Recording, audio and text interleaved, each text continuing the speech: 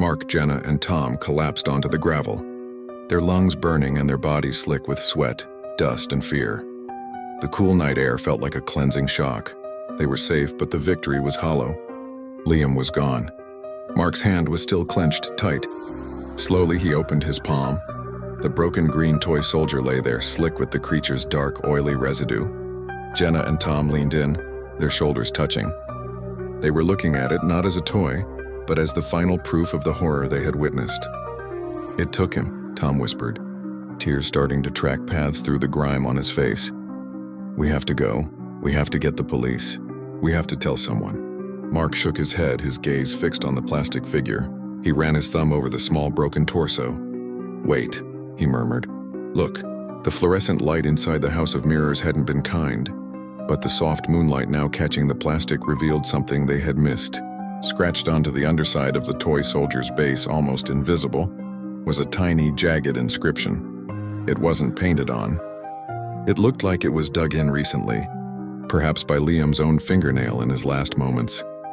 Jenna leaned closer, squinting. The letters were crude, almost illegible, but Mark traced them with his finger, reading them aloud. N-O-M-I-R-O-R-S. Mark frowned, repeating the letters. "No mirror? No mirrors?" Tom stared past Mark at the dark, hulking shape of the giant roller coaster supports nearby. "The whole park is covered in stuff that reflects, Mark. The windows, the chrome on the rides, the puddles." "No," Mark interrupted, a terrifying realization dawning on him. He remembered the creature's polished, reflective surface. He remembered the distorted, screaming face in the dark hole.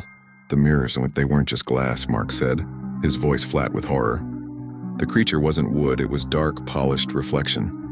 The mirror maze was a trick to bring us to the creature. Liam's message isn't avoid mirrors, it's no mirrors. He turned the soldier over.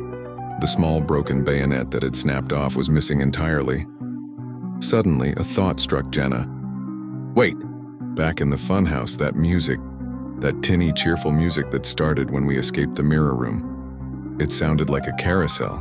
Mark's eyes widened.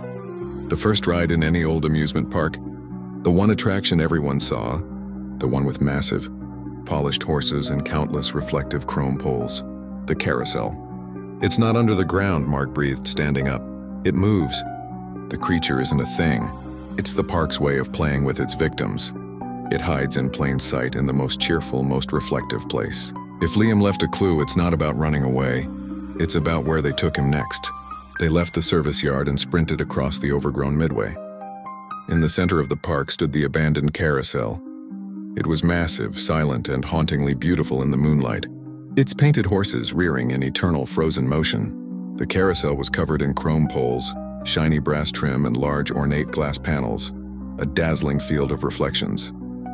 They reached the edge of the ride. Mark looked from the carousel back at the broken soldier, and then at Jenna and Tom. "If we go in there, we might not come out," he said, his voice quiet. "This is it. We run for help or we follow Liam's last clue." Tom and Jenna didn't hesitate this time. "We go," Jenna said, holding Mark's arm. "We finished the test." They climbed onto the carousel platform. The floorboards groaned beneath their weight. The air here was strangely still and sweet, a cloying scent of stale cotton candy and rust. They moved toward the center pole, where the most polished, perfect reflections were, stepping carefully around the massive wooden horses. And then Mark saw it. It wasn't the creature. It was a single, large, circular mirror set into the central column, meant to catch the lights and reflect the spinning riders. In the center of that mirror, they didn't see their own reflections. They saw Liam. Liam was suspended in the air, his eyes closed, floating peacefully in a void of perfect liquid darkness. He was safe but utterly trapped. And hovering over him, its massive polished shadow filling the entire reflection, was the angular creaking figure. It wasn't in the reflection, it was the reflection. A mirror demon finally revealed in its true home. As they watched, horrified, the figure reached out its immense hand within the mirrored space. It didn't strike Liam. Instead, it slowly closed.